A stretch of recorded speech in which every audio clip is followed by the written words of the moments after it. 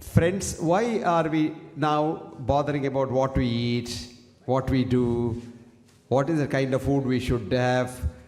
This is called reductionism. Man looks at things in bits and pieces each time. Let us, for a change, look at the whole. Why are we here? Where did we come from? What is our motto? And where are we going? If you look at all these things and think about it, you will come to one conclusion, which I want you to take home. It is not what you eat that keeps you going. It is what eats you that keeps you going. It is not what you eat that kills you. It is what eats you that kills you. You know what that means? Your negative thoughts. So the boss in the whole game of life is the human mind. Where is the mind? Never mind. But the mind is in, whole body is mind. In quantum physics, there is no matter, there is only energy. So you are a part of this universal energy, otherwise called universal consciousness. And you and I are so closely related, not by blood, not in family, not in race or language, but the energy that flows in you and the energy that flows in me is identical. So the first principle that we should know is this world is interconnected. Whether it is philosophy or science, it means the same thing. The world is interconnected is the philosophy of the philosophers of yore. But right from Newton's gravitational theory down to the quantum physics, the interconnectedness of this world is shown. So one doesn't have to, as a matter of fact, one of the speakers earlier said, one doesn't have to eat food to survive. Our energy mainly for survival comes from the ultraviolet rays of the sun. The sun shines on this planet and the energy is in a Schumann ring. And from the Schumann ring, each one of us gets his or her energy. As a matter of fact, there was a Swami I saw in Karthikeyan's house who wouldn't eat anything. He will look at the sun for about 4 hours in the morning and then he survives. He went to Manasarovar with Karthikeyan. He has got the video. And when all these people had about 10 covers of clothing, that man had just a shawl and a kacha and he was sleeping on the snow. No shoes. He was walking barefoot on the snow in Manasarovar. And he walked up the Himalayas barefoot. And I have seen some Swamis in the Tibetan monasteries. They just lie down there. If you have a Turkish towel which is wet, you put it on his chest and say, dry this. In 10 minutes, the towel will be dry because he can increase the heat of this chest so much that the whole thing gets fried. All this is possible if you know how to control your mind and how to control your energy. I'll give you a small little bit of pranayama. When you take a deep breath in and chant Om, when you say Om, this is ordinary sound. But when it goes down through your vocal cord and vibrates the vocal cord, it becomes ultrasound. You know what ultrasound is? Ultrasound travels in straight lines and ultrasound has a lot of energy. When this ultrasound goes down to what is called the alveoli, the last bit of the balloon that exchanges gas between the blood and the air, it churns the water there and produces the bubbles, small bubbles to coalesce with each other. This is called sonoluminescence. And it produces so much of energy that you can get energy by just doing proper pranayama. If you did pranayama for 5-6 hours to 10 hours a day, you probably don't have to eat any food. Now coming back to the mundane life that you and I lead, we need some food. But we eat much more than what we need. I always tell, in the world there are 2 important diseases. India, we have the largest load of subnutrition and malnutrition. We have 47 million children who don't get even a single meal. And these children suffer from a disease called NIDS, not AIDS, nutritional immune deficiency syndrome. And they die like flies. As we are discussing here about vegetarianism, a few hundred children in India have died because of malnutrition. This is malnutrition. Then in today's Western world, there is what is called malnutrition, M-A-L-L, mal, where you get all this kind of junk food. You get hot dog, white dog, and all kinds of rubbish. And then you get some poisons in the tins and bottles, colored poisons. People who drink that and eat that kind of a stuff, the hot dog, they get MAL, M-A-L-L, nutrition, which is called obesity in the West. So when the West has a big epidemic of obesity, India has a large epidemic of poverty and malnutrition. There again, there are two kinds of malnutrition. If you have seen children who are malnourished, some children are bloated up, they have edema all over the body, they have a lot of water collection. Some are very thin, drying up. The drying up one called marasmus, and the thick ones are called kwashiorkor. The difference is, the child that is dried up has had some mother's milk, very little mother's milk. So it is called protein subnutrition. The child which is bloated up has had no mother's milk at all. The mother either died very soon or the mother left the child or what have you. And whatever food the child gets is not the good food, the good protein, so it damages the liver first and produces edema. Whereas the child which eats too much of the junk food becomes obese, becomes a diabetic very soon, gets heart disease and dies early. And the sad part of the whole thing is, the Western epidemic of obesity is creeping into India because the West has come to India in a big way to do business here. So you can see, even in a village, day before yesterday I was in a village where I saw Kentucky Fried Chicken, KFC. In a village, there's an arrow which says KFC. I really had tears in my eyes. If KFC could come to this village, in what way they have invaded? This is the biggest invasion. This is the cultural invasion. They invaded with the army in the olden days. Now they are invading with their culture. They want to sell and make money. As someone rightly said, today the world runs after money. So anything that you get from outside is not reliable because they just twist the facts to make money and sell their wares. Having said that, we can all sustain ourselves with the minimum food. That's what Ayurveda says. Hita, Mita, Ahara, Sevi. Food what you like and food in small quantities. Preferably many times in a day. Minimum 6 times a day you must feed yourself with small amounts of clean, good food. And there is no way any difference between vegetarianism and non-vegetarian as far as nutrition is concerned. If any one of you here doubts that vegetarians do not get enough strength, because a lot of youngsters are told this by the Western media, that if you don't eat meat, you can't really grow up and you can't be strong. I tell them, please come and see our temple elephants, which are pure vegetarians. If any one of those people can fight with the elephant and then win the war, I think I will become a non-vegetarian myself. Please remember that even non-vegetarians, even people who eat meat, ultimately get their protein from vegetables only. And if you don't eat much food, you will be healthier. There was a professor of biochemistry in Yale University about 20 years ago. And one of the British prime ministers of yore, who was a champion in writing on anything, had written a book called, If You Chew Every Morsel of Your Food 20 times, you will be very healthy. So there were a few group of fanatic students in the Yale University dormitory who were chewing their food 20 times, every morsel. If you chewed food every morsel 20 times, you hardly end up eating about 10 to 15 grams of protein a day. Because it takes so much time. They couldn't go to class. They had to sit there and chew and chew and chew. And he kept a watch on their health as they went through the medical school for 4 years. And the conventional eating students, at the end of 4 years, he found that these chewing students who ate very little food were much healthier, happier, and tranquil compared to the students who ate the conventional food. So the inference is, we require very little food, and all the food that you need, you get from vegetables.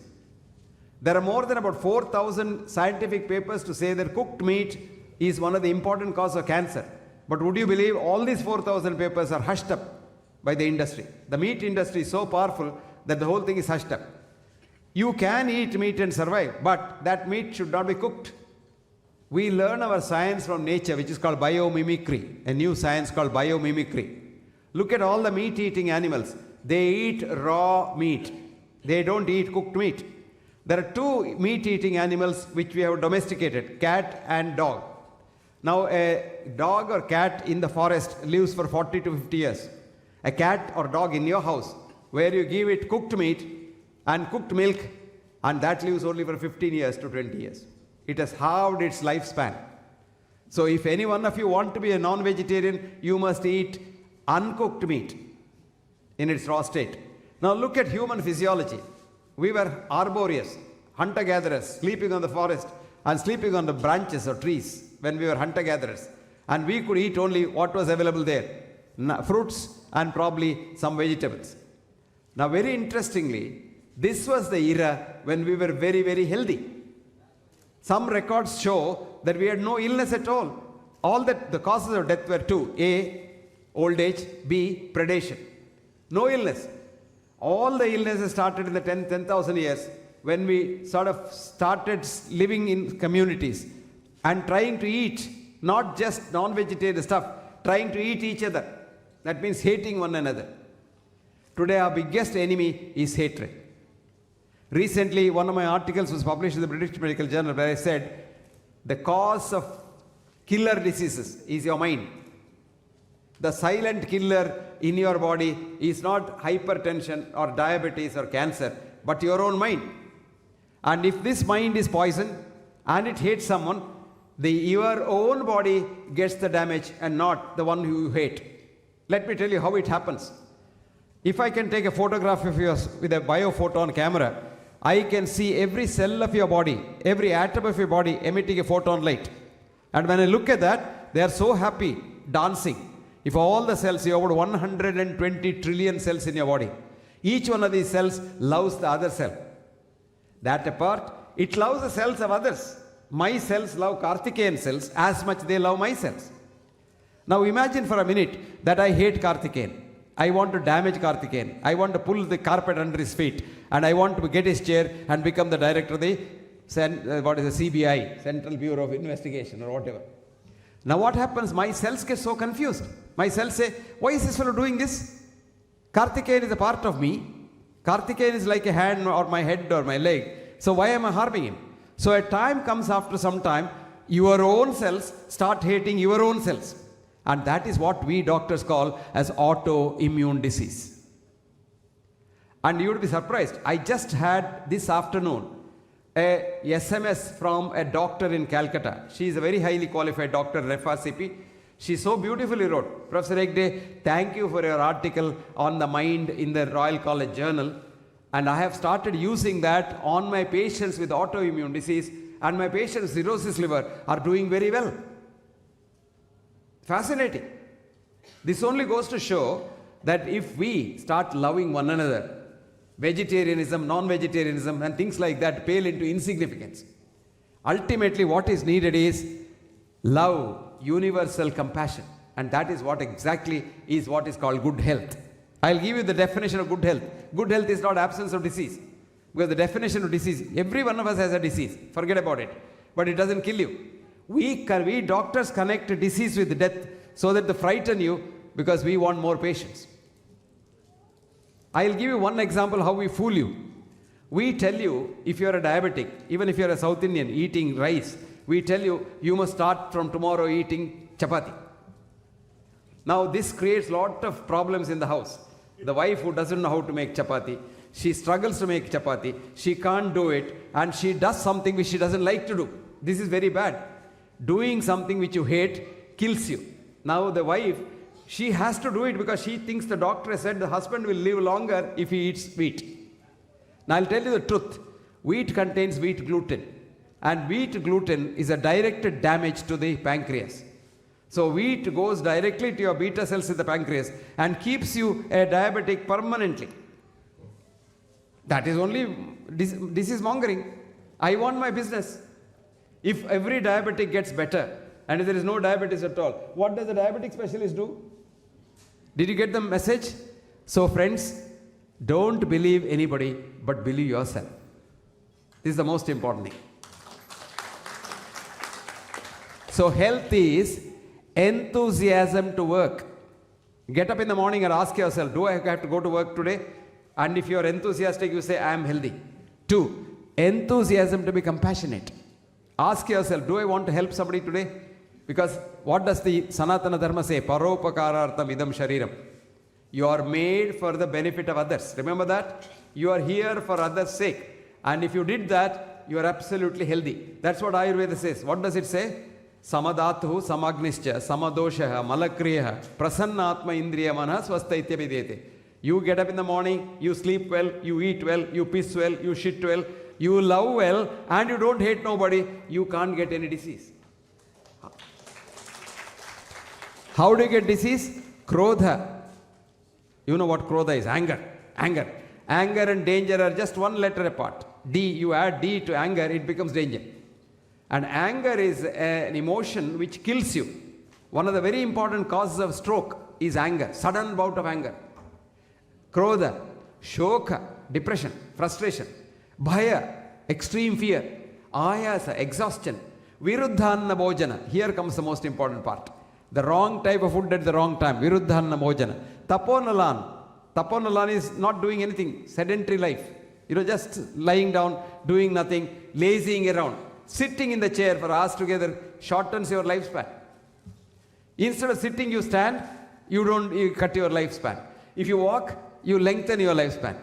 When you're talking, I rarely talk like this, standing in a place, because this is only one mic. Supposing I have a collar mic, I keep walking. When I walk, I circulate my blood better. And I oxygenate my blood better in the lungs. So the better blood goes to my brain. I can think sharper and I can talk better. So it is very important that taponalan. Then what does it say? Katva amlakshara lavana tikshnoshnati rakta pratopay. All kinds of unnecessary things we eat. And that's what produces every disease. What's the treatment? Hita mita ahara sevi. What you like. Now when you sit for eating, love your food. And think of the person who has cooked the food. And imagine the food will be very happy for you. And you start watering in the mouth before you see the food. And when you start seeing the food, the watering, the enzymes in all over the gut start secreting. So you get better digestion, better absorption, and you're more tranquil when you eat. Think of the wife or the husband or whoever has cooked it for you, and the effort that has gone into it. And eating with the hand, you're giving your bioenergy. I still remember there was one very famous justice called Justice A.S.P. Iyer. Is that right? He was an ICS man. And from the ICS, he became a judge and became a Supreme Court judge. After passing the ICS in those days, these Indians had to go to England to study ethics and manners and how to eat and all. So he was living in a house where the house lady said, Mr. Iyer, you must eat with the fork and the spoon. Mr. Iyer said, no, I have my hands. I'll eat with my hands. She said, dirty hands? You're using that? No, madam, I'm washing my hands with soap and water. No, here is a very nice fork and spoon. Why don't you use it? That fork and spoon has gone into so many mouths, but my hand has gone only into my mouth. And you're passing a lot of your bioenergy when you're eating with the food, and this energy makes it get digested easily. So, Sita, Mita, Ahara Sevi. Then, Samikshakari, work very hard. Lot of us don't want to work. We want lazy away, we want excuses, we want casual leave, we want sick leave, and all kinds of leaves. I had given an advice to the bankers some time ago. Every bank officer gets money if he goes and sees a doctor and gets a checkup. So I told the chairman's group, I said, look, from now on you make a new rule. One who doesn't go and see a doctor, one doesn't take anything, you give him a bonus of 5 or 6 lakhs every year. Because the minute he goes to see a doctor, he becomes a patient. Did you know that? An American professor of medicine, Leon Eisenberg, asked the brightest of the student in the class a question. Who is a patient? Do you know what the student answered? A man or a woman who sees a doctor becomes a patient. Then she was shocked. Is it what I have taught these students? Then she asked, when does he become a man or a woman again? Do you know what the student said? Rarely ever, comma, if ever, full stop. How does it happen? We say, this is your normal sugar. There is no definition of normal in our medicine. We statistical. We have average. Like, for example, I'll give you, what is the normal height of Indian males? You did a study, 1,000 males and the Gaussian curve, plus mean plus 2 standard deviation. So 5.4 inches plus minus 2 inches is the normal for Indian males. Okay?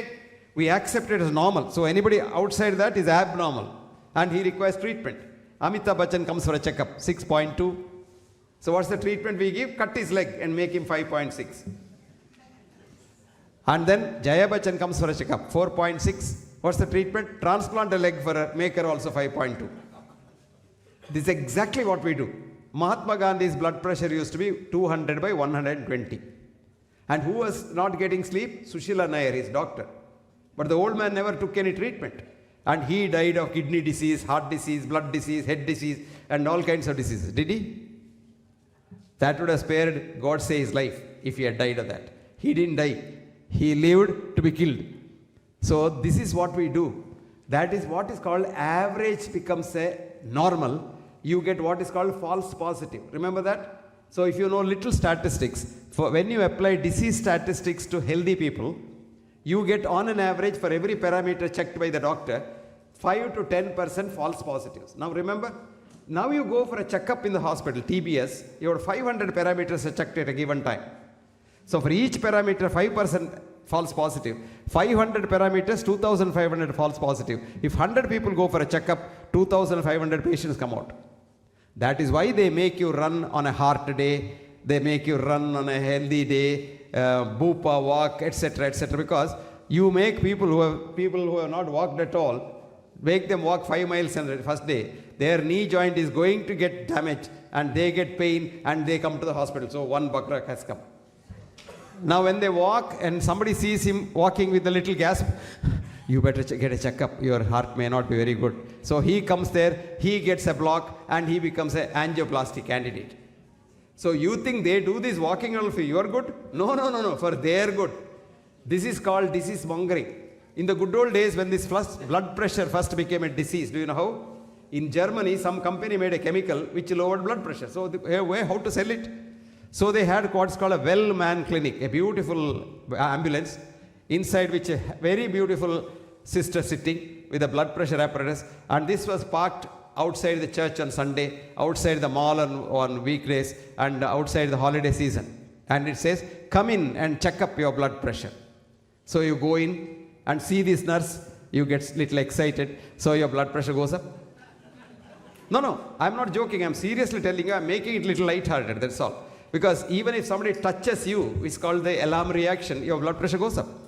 So when you look at this nurse, and then she ties that puch thing on your hand, and then chuk, and she says, oh, your blood pressure, then finished.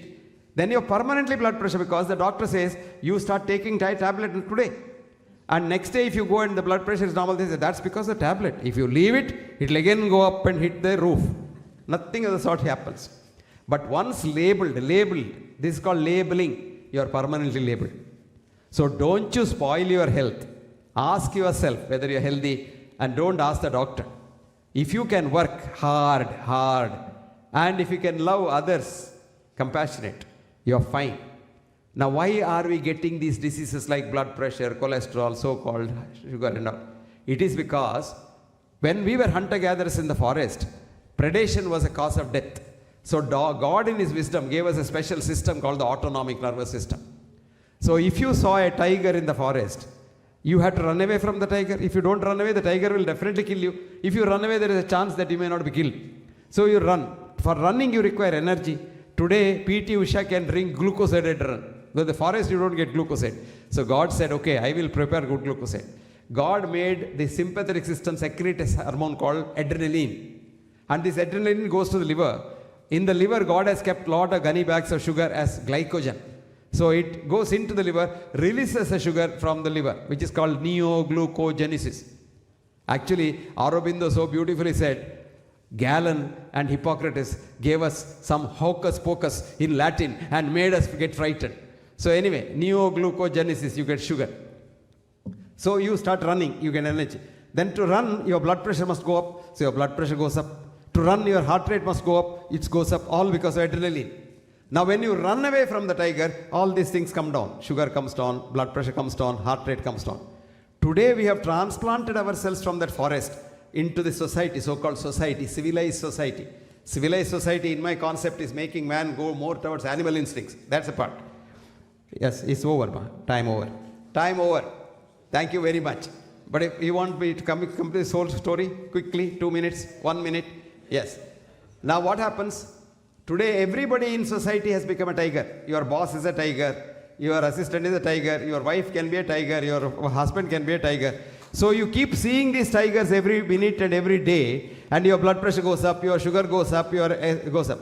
Now there is no time to run because you can't run away from these tigers. So you have to be there and suffer that. So this permanently remains high, and you die not because of any other cause, you die because of your mind. Your mind gets frightened. So friends, be tranquil, you will live as long as you live. I'll close it with an Irish couplet which says, I eat whenever I'm hungry. This is what you should follow. Never eat when you're not hungry. I drink when I'm thirsty. If heavens don't fall down, I'll certainly live till I die. Thank you very much.